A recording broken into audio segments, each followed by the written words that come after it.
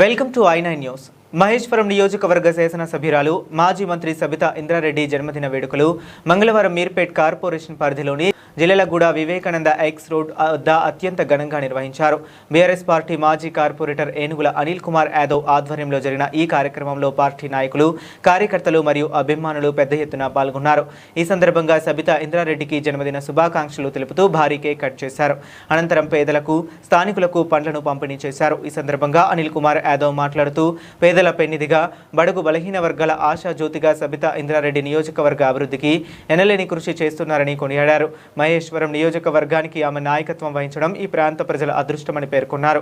ఆమె మరిన్ని పుట్టినరోజులు జరుపుకోవాలని, నిండు నూరేళ్లు ఆయురారోగ్యాలతో వర్ధిల్లాలని ఆకాంక్షించారు.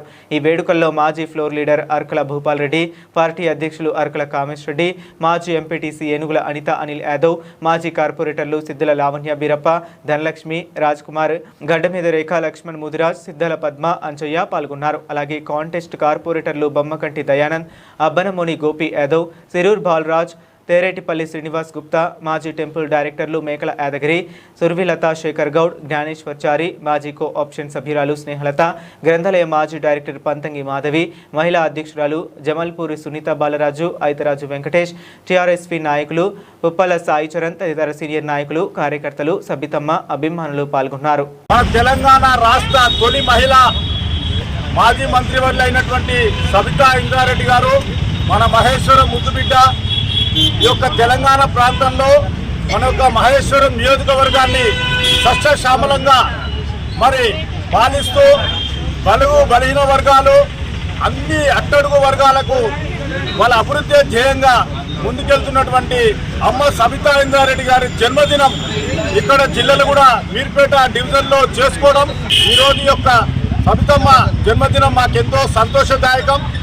అమ్మగారికి ఇక్కడి నుంచి శుభాకాంక్షలు తెలియజేస్తూ ఇక ముందు ఆమెకు ఆరోగ్యాలతోటి మరి యొక్క ప్రాంతాన్ని సుభిక్షంగా పాలించే విధంగా మా అందరికీ అందుబాటులో ఉండి యొక్క ప్రాంతాన్ని అభివృద్ధి పరిచే విధంగా ఆమెకు ఆ దేవుడు ఆ శక్తిని ఇవ్వాలని చెప్పి కోరుకుంటూ, ఈరోజు చూసుకున్నట్టయితే అమ్మ సబితమ్మ మన రాష్ట్ర మరి కేసీఆర్ గారు ముఖ్యమంత్రిగా ఉన్నప్పుడు చేసినటువంటి అభివృద్ధి పనులే ఇప్పుడు ఏ పనులు కూడా జరగట్లేదు. కావాలని కక్షపూరితంగా సబితమ్మ గారిని కక్షగట్టి ప్రాంతాన్ని మరి అభివృద్ధికి దూరంగా మరి యొక్క ప్రభుత్వాలు చూస్తూ ఉన్నాయి. ఈరోజు మీరు అడ్డుకోలేరు.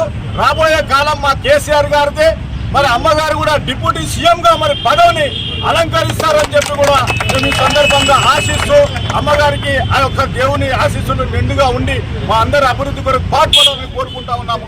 సబితా ఇంద్రారెడ్డి గారు చేసిన సేవలు మరవలేనివి.